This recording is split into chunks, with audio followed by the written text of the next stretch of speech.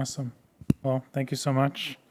I was going to put everyone in for trick everybody and start speaking in French because I live in Montreal, but I don't know if many of you will understand the French we speak. So we'll stick with English for today. So hi everybody, my name is Mohammed. I'm the CEO at VEXXHOST. I've been around OpenStack for quite a long time, maybe 11, 12 years now. I've had many roles inside OpenStack, from being a member in the technical committee to being the chair of the technical committee. I also currently sit as a board member in the OpenInfra Foundation, and I used to be the project team lead for a few different projects that you may be familiar with, such as Puppet OpenStack or OpenStack Ansible, and I'm also a core maintainer on a few other projects, including Magnum. And so maybe very briefly, is everyone here familiar with OpenStack? Is everyone here familiar with running Magnum? Has everyone here ran Magnum? Has everyone here had a horrible experience running Magnum? So I see a lot of people sighing yes. So that was us. That's the whole point of this talk today. So for a long time, we were trying to convince people that OpenStack is the way to go with running Kubernetes on premise. And it turns out it was, but it was a very frustrating experience. And so what we decided to do is to figure out how we can make it better. And so today what I want to do is share a little bit about an open source project that we've built called the Cluster API Driver for Magnum. And essentially what it does is connect OpenStack with the Cluster API Driver for OpenStack using Kubernetes, which is a really reliable, really well-written implementation. And so to explain a little bit about what the Cluster API is, so the Cluster API essentially it's a Kubernetes SIG project, and what it does is essentially they've taken all of the logic of creating a Kubernetes cluster, such as bootstrapping the certificates and everything around it, and they've taken that into a common ground, and they've created separate providers. So there's an Azure provider, an AWS provider, an OpenStack provider. And those providers, their only job is create a virtual machine, delete a virtual machine, and just like the bare minimums. And so by doing that, we can share the code across all the different providers so that AWS doesn't have their own code and OpenStack doesn't have its own code, and so on. And so essentially that's what the Cluster API is. And then the Magnum for Magnum driver essentially connects the Cluster API, which is a Kubernetes thing, with Magnum, which is an OpenStack thing, and allows you to get very powerful on-premise Kubernetes. So believe it or not, this is the only slide that I have. We're going to be in the terminal the whole time today, and I ran it twice. So if it blows up, it's going to be a troubleshooting Cluster API session, but hopefully not. So one of the things that we're going to be running through is that we're going to be creating cluster from scratch. We're going to be looking into how to access the cluster. We're going to deploy some services. We're going to see how load balancer services will get created. And we're going to deploy workloads, and that will show off how the auto scaling and auto healing works. And then finally, we'll actually upgrade the cluster all while we're sitting here. And the goal is to show just how simple it is. And the goal is to really show how this is really possible in an on-premise environment. People think that the best way to get Kubernetes is inside of a big data center, a big cloud data center, but you can have it in your own data centers. So here I've got a system that is running inside of our public cloud in Montreal. It's just a virtual machine, which is running Atmosphere, which is our OpenStack distribution. It's an upstream distribution of OpenStack, essentially runs on top of Kubernetes, and it includes all of this out of the box. So here we can just do OpenStack COE cluster list and see that we don't have any clusters right now in the environment. I'm not that crazy. I'll still copy paste some commands and I'll explain through them. So one thing to keep in mind, so I'll run this because it takes a hot minute, but one thing to keep in mind throughout this example is, unfortunately, I'm not sleeping on, many millions of IP addresses that I can just resell and retire off of. So for the purposes of this demo, we're going to simply have the public network be the 10.96.250.0/24. So whenever you see that, just imagine that's the public internet. Also, I see people moving up. Would it help to make the text bigger, or is it, okay. Okay, so I'll give 2 hints. So here you'll see the command that I used to create the cluster. And essentially all I've done is say, hey, I want a Kubernetes 1.26.7 cluster. I'd like to have 3 master nodes, so 3 control plane nodes, and 2 nodes. But you'll see something interesting because this 2 node is not going to happen, and I'll explain why in a second. The next thing is we're going to add labels, and we're going to say that we actually want auto-scaling to be enabled, and we want the minimum number of nodes to be 1 and the maximum number of nodes to be 3. The merge labels essentially says to take all those labels that we just defined and combine them with the original cluster template. And that's all that we've done. At this point, what we'll see is behind the scenes, the cluster API started to spin up everything. So here we see that actually we have a load balancer that's already been created, and this load balancer is going to be hosting the Kubernetes API. So since a fully high available control plane, we need to be running the load balancer in front of it to load balance the API servers.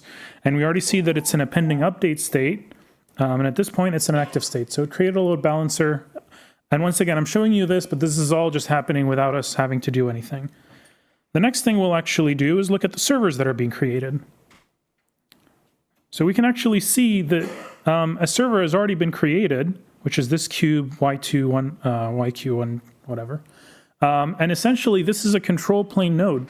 So it actually just started with our first control plane node for this Kubernetes cluster, and it's currently in the process of bootstrapping the whole cluster for us. So what I'll do is I'll jump in another tab, and I'll pull in the kubeconfig file for this cluster. So once I have that, and I'll just export the kubeconfig. So then I can do kubeconfig get nodes. So maybe we did this too early, or maybe we did it in time. Maybe we did it too early, and it's still deploying the cluster. But essentially, what it's actually doing is doing a kubeadm init in the background, and it's creating the first replica of the Kubernetes. There you go. We got no resources found. The node hasn't registered yet. So we've got our first node. So at this point, we've got a single node, and it's not ready yet. And in the meantime, what I want to start to do while we wait for the rest of the cluster to get created is look at all the different components that automatically got installed in the cluster. So looking here, I'll go in the order that we see. We get a CNI that gets installed by default. So in this case, it's Calico. We're also doing work right now on having Cilium installed out of the box. So you don't have to worry about a CNI. It all gets automatically installed with all the necessary security groups out of the box. We have Core DNS, which is the DNS function that's used in Kubernetes clusters. We automatically integrate with the Cinder CSI plugin.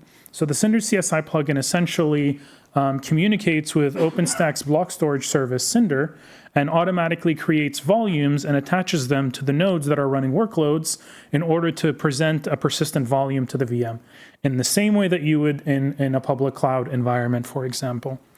We also have the CSI NFS controller, and this one actually, it goes along with the Manila CSI. So OpenStack Manila is another service of OpenStack, and this one doesn't provide block storage, but provides NFS shares. And so if you're thinking of Kubernetes terms, a read-write only would be a block storage. A read-write many would be an NFS share that you would end up getting created, and it would be mounted into all of your pods. We've got the etcd kube API server, kube controller manager, and kube scheduler, which is just the components of the the Kubernetes control plane. And we've got the cloud controller manager, which essentially helps create load balancers for different services. So when you create a load balancer type service, it'll automatically take care of this. So here you see that more things have appeared, and that's because more nodes have spawned. So by now we see that we've got two control plane nodes, and we have a single worker node at this point. And you see so far it's only been 2 minutes, so it's quite fast at pulling these up, and if you wanted a bigger cluster, it would kind of run or take the same time. At the same time, if I go back to the server list, you'll actually see that all these new servers are automatically getting spawned in here. So this controller node and all of these workers. So once again, I'm showing you behind the scenes, but you wouldn't really be exposed to this. This would just happen in the same way that when you go to Azure and get a cluster or something like that, you would automatically get that. So while we wait for the third control plane node to go up in the next few minutes, one thing I want to keep in mind is you see that we've got our worker here, and that's kind of the worker node, but we only have one. And the reason that we only have one is because we have autoscaling enabled. And so because we set the minimum number of nodes to 1, autoscaling will not create more than 1 because, well, that's just a waste of resources, and we know that the minimum is 1. In the same time as well, if these nodes are idle, it'll also scale down. So in this case, I set it to 2, but because I don't have any workloads, the cluster is still empty, it's kind of going to just stay that way. So hopefully here we got our, yeah, so you see the third node now has been created. And then when we come back here in the next few seconds, we'll have our fully deployed Kubernetes cluster with just one command. And I think this is really exciting because a lot of people struggle with dealing with on-premise Kubernetes clusters, and there's all the struggles around how do I, deal with persistent storage, how do I deal with, load balancers, and people use metal LB and things like that, and they add complexity. But when you're doing it inside VMs with something like OpenStack, it's a lot easier. So here we see that this last one has just come in, and in the next few seconds, if we go to COE cluster list, once that one becomes ready, we'll see that create complete, but the health status is unhealthy, and that's because this node is not ready yet. Now that it's ready, in the next few seconds, it should hopefully become healthy, and we'll be good to go. So as of now, we've created a Kubernetes cluster with one command inside of OpenStack that's fully integrated with the underlying cloud in the same way that you would have it in a public cloud environment, like on an AWS or an Azure or something like that. Okay, well, it's gonna get there. So while we wait for all of this to sort out, so the next challenge that I see a lot of people have is persistent workloads and persistent volumes, and how do you deal with that? Because obviously it's hard to manage that, and the clouds make it easy because you just create a persistent volume and everything happens under the hood. So I'm going to do here is I'm actually going to pull in the MariaDB chart from Bitnami, and I'm just going to install it. What this will do is it will actually create a pod with MariaDB, but more importantly, it has created a persistent volume in the Kubernetes cluster. And so what's really cool is you see this persistent volume is mapped to this storage block RBD1 storage class, and this one maps directly into OpenStack. So if I actually go to OpenStack volume list, we can actually see that this volume, the same exact PVC, was created automatically and was attached into the worker where this pod. So here we see this worker ending 47 WFT. And we can see, if we do a wide, that it's running on 47 WFT. And this is all happening transparently. All the attaching and detaching is all happening automatically. And we'll see more of that when we do the upgrade, and it's going to do the evacuate and actually move the workload from one host to another without us having to do anything. So that's kind of it when it comes to persistent volumes. So now another really common use case is, well, I need auto scaling for my workloads because I can't just have a whole bunch of nodes running all the time. And I need a load balancer to expose my services. So generally in the public clouds, you'll use a network load balancer or any sort of load balancer. So what I'm going to do is here, go back into this tab and pretty much install an instance of Ingress Nginx. So Ingress Nginx is essentially a Kubernetes ingress that is built based on Nginx. It's a community project, and what it allows you to do is pretty much to create ingress resources, and then it will automatically take care of routing those ingress resources into the cluster. So while it's doing that, I'll run this watch. And so now here we see this ingress Nginx controller, and there is a pending external IP. And the reason for that is if we go back here behind the scenes again, and we look at the list of load balancers, we see that there's a new load balancer that's actually in a pending create state. So as you created that cluster, that type load balancer resource inside Kubernetes, the cluster that already is pre-integrated, you don't have to do anything, it automatically communicated to the OpenStack deployment and said, hey, I need you to create a load balancer because I need to be able to serve this load balancer type service. And so this takes usually, a few minutes. And once this will be up and running, it will be routing directly to that ingress Nginx service, and we can actually start to push workloads that are using an ingress. So here you see that it's active, and when I go back, I can actually see that the external IP has already been assigned to this. Now, if you remember at the start, I said it's going to be a 1096 because otherwise I'd be retiring with the amount of IPs that I would have. So if we actually just do a curl on it, we'll see that we get a 404. So we're hitting the load balancer IP and getting a 404 from Nginx because there's nothing installed yet. So this next thing is there's a deployment of a small project called PodInfo. And what PodInfo is essentially is a simple pod that says where it's running and small information that tells you the name of the pod. The purpose of what I'm going to use it for is two things right now. The first one is to show how autoscaling works. So if we look into this config here, we'll see that I created a pod anti-affinity rule, which is based on the host name of the system. So what I've said is, I don't want any of the pods of the pod info to be running on the same host as another one. And the purpose of this is to pretty much say, I just need one version of it or one replica on every host. This is something you would use, let's say if you're running a database system and you don't want to have all of your pods ending up on the same host. But the purpose of this is you'll notice I have two replicas and we only have one worker node.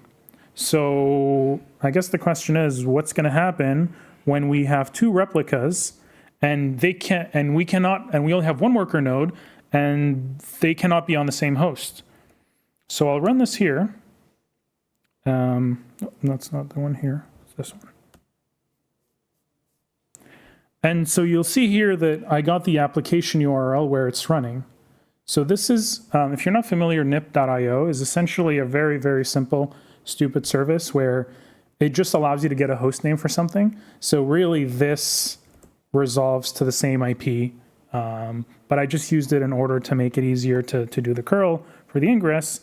And if I do a curl now, I get a response. But if I do a get pods, you'll see that I got one pending pod because Kubernetes is saying, I don't know where to place this. I don't have a place to put this. But the really interesting thing here is if I do a describe on this pod, and also you'll notice that the host name here matches the host name of the pod here. But what's really cool is the auto-scaling comes in place. So here the auto-scaling essentially said, well, I have no place to put this. The only place to put it, the only way I can make this happen is if I need more nodes. So this is where it started, and the cluster autoscaler triggered an autoscale event. And when you look at the number of the nodes, we actually see that a new node 5 seconds ago just showed up. And when you look at the pods, well, once this node becomes ready, then that pod will eventually schedule onto that node, and the workload will start being served from there. So here it's still not ready, or it's ready now. So if you'll remember, the host name that was working before was the one ending in VZ, 9NX. Now if I do the curl, let's see here, guess it's still starting up. Yeah, it's still starting up.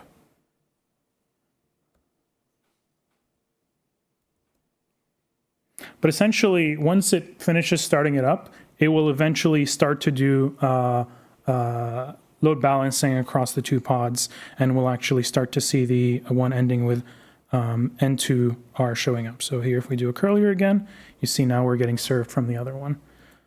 So, and this is all, again, an OpenStack deployment that can be running on premise. So this is all things that you could be doing without needing a big public cloud, this is going to be running inside your own hypervisors, and things could be scaling up or down based on need and demand. And then, well, one of the other key things that, will maybe be interesting, and we'll say, well, okay, I've got a host that just disappeared or died, because that happens, right? So here I'm going to go ahead and grab one of the host that was actually just created, this worker, and I'm just going to delete it. So what I just did is to simulate a failure. Hypervisors can go down, things can go bad.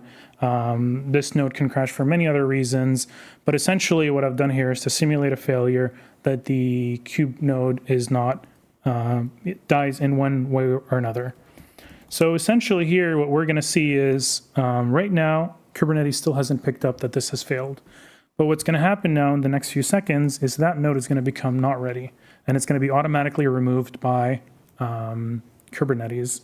And then what's going to happen after is the auto healing will come in play and say, well, I've realized that this node just disappeared and I need to replace it because I need to have at least 2 nodes to sustain my workload. So you'll see it's gone from the cluster already here. And if we watch the server list, and it should just take a couple of seconds, and what it will do is it will create that new node to replace the one that just died and disappeared. And that's obviously really useful because, well, there it is. That's a new node right there without even dealing with anything. So anything that crashes, any problems are all automatically solved and taken care of. So in the next few seconds, this node will be back. The pod that was scheduled on it will go back up, and everything will be back up and alive with no issues. So we'll just give it a few more seconds here for it to show up. And then what I want to say is start preparing your questions, because the next step is upgrading a cluster. So upgrading a cluster is super, super easy and super straightforward. Once again, it's just one command to give it. So in this case, we've got a 1.267 cluster. I'll walk through very briefly how the cluster upgrade process is working. So you see here, it's creating that new replacement container, which is FQL84. And then in the next few seconds,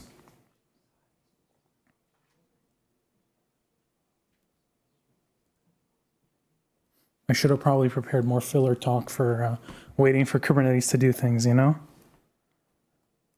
you go, we're running.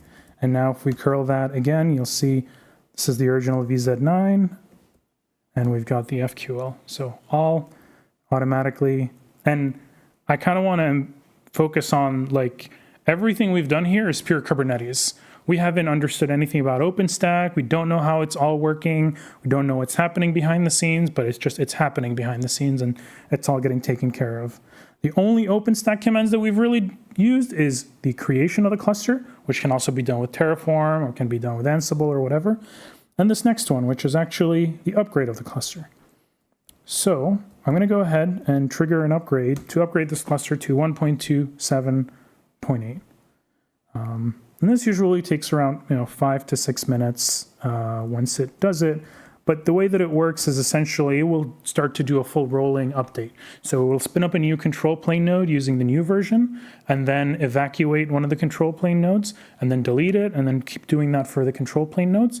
Once the control plane is fully upgraded and running the new version, it'll start doing the same process for the worker nodes, and by evacuating workloads, waiting for them to evacuate, deleting the node, and doing a full rolling restart without you having to really intervene and just let it do its thing. So while this is waiting and running, I'm hoping that you've got some questions for me. So I would love to hear them while we wait for this. Sure, go ahead. So you mentioned that you have a provider which is diamond-based, and I noticed that you run OpenStack create cluster. Yeah. I'm assuming that it's calling into that cluster you have provided. Yes. My question is, where is that cluster you have provided? Yeah. So to summarize Yeah, I'll summarize the question for the recording is, you notice that we're using and talking to the Magnum side or COE cluster. How does that tie into the cluster API? So this is a thing that is like actually the other way around. So the driver is actually the cluster. It's a cluster API driver for Magnum using the OpenStack provider. So essentially, what we do is when we create a cluster inside Magnum, this driver that we've built, essentially, if we go in here, it creates a cluster inside. It creates a cluster inside of the cluster API in what we call the management cluster, if you're familiar with the cluster API references. And it pretty much takes all of the different things that we have given to it. So for example, here, we said we have all these different, values that we can enable and disable. We've got the auto scaler. So essentially, before Magnum used to be this complex thing that would create heat stacks and push them to heat. Now it's actually doing the same thing, but except it's generating YAML and pushing it to the Kubernetes, where cluster API is then actioning and doing all of that. So if we look into Capo system, which is the Capo controller manager, you can see the logs for it. And it's kind of doing the reconciling and creating of machines and everything, like creating network components and all of that. So that's all happening there. And I have a slide here that I was going to share at the end, which includes the link to the actual driver, advanced thrift. So essentially, this is the driver where things kind of happen. And as you'll see, it's kind of just an implementation. So when you go to, there's a create cluster, essentially it calls into the create cluster, which creates all the different resources that are necessary on your behalf. So the idea is that users don't have to either have their own management cluster for CAPI, nor do they have to understand how CAPI and Capo works. For them, they can use the same Terraform code or Ansible code or the CLI that they used to work with Magnum, and it'll just work out of the box without them having to do anything. Yeah, so the question about if the management cluster is pre-configured by an admin. So in Atmosphere, we deploy OpenStack on top of Kubernetes. So that we already have a management cluster, we just reuse that. But the Cola Ansible also supports the driver. And as far as I know, there's been people that have set up Kind to do that. So if we look at the logs for the documentation, we've had a few people that have shared that have written some nice blog posts about how to use it with OpenStack Ansible, for example. So both with OpenStack Ansible, the code actually includes the portion to create a management cluster. With Cola Ansible, it assumes that you are bringing your own management cluster. You just have to give it a kubeconfig and make sure the providers are installed. So, but because we're deploying on Kubernetes, like all of the OpenStack components that we deploy, I mean, you see it's, nope, not this one. You see everything here, Senlin, RabbitMQ, all of our components are already there, so we just reuse that same system. And then while we get our next question, you'll see that we already have 2 nodes that have been replaced with the new version, and the third one is on its way to getting replaced, and hopefully the rest will get done. Hopefully I have more questions. Yes.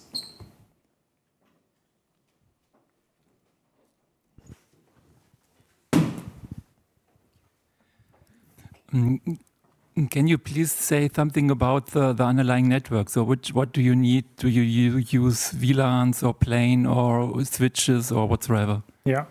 So for the actual workload clusters, by default, the cluster API will create a VXLAN network in Neutron.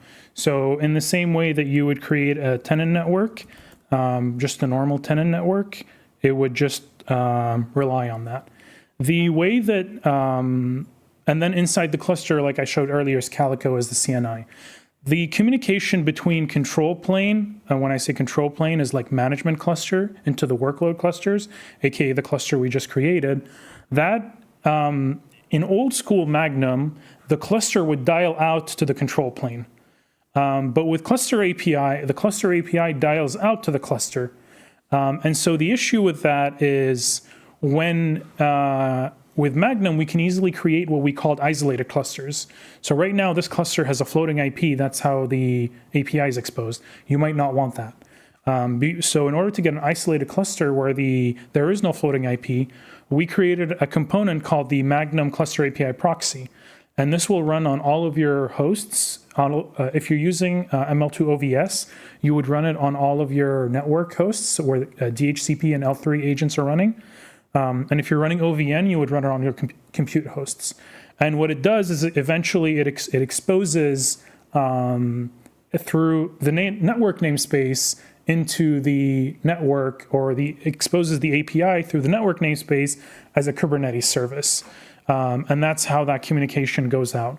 But inherently, this solution, if you're not going to be using floating IPs, or even if you use this, there's no specific network requirements that are done. It's just, it needs an OpenStack installation. So nothing beyond what your normal OpenStack installation would include.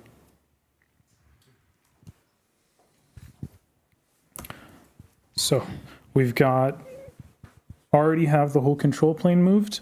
And we've got one worker node at 1.27. So we'll do another question while we wait, maybe, if someone has anything.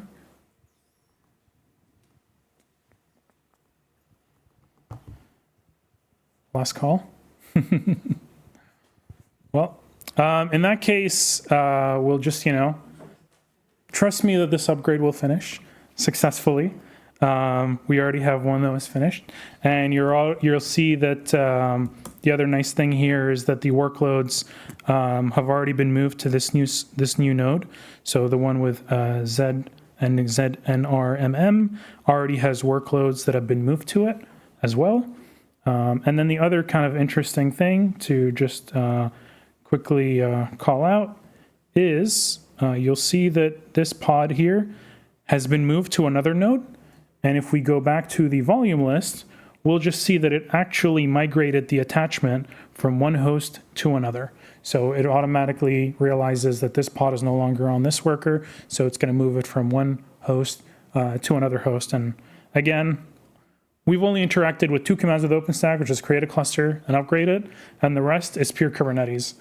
So this is really powerful if you want to start bringing Kubernetes on-premise and not have to deal with any potential headaches or problems. Because it's very simple and people don't have to actually know OpenStack. I've always said you don't have to tell people it's OpenStack. They might get, it's OpenStack, it's old. Just tell them it's Kubernetes and they'll be happy. And I think the last thing that I wanted to share at this point is we've got all of our nodes all fully upgraded at this point. And the last thing that I wanted to share is this here. So this is a list of all the different open source projects that we are running. This is what I usually call the take a photo of the slide. Atmosphere essentially is what we use to deploy all of this, which is an open source way of deploying OpenStack on top of Kubernetes. The Magnum Cluster API is what we've used to build all of these clusters. And essentially all these other things are all different various open source OpenStack related projects that we've built in order to kind of make OpenStack better, whether it's around authentication with Keycloak, whether it's around just general collections, because Atmosphere at the end of the day is an Ansible collection. So if you want a collection to deploy Ceph and you don't care about the rest, it's all kind of split out into different modules, so you can just use those if you need to. And if there's no more questions, I'm good to go. Thank you very much, everybody.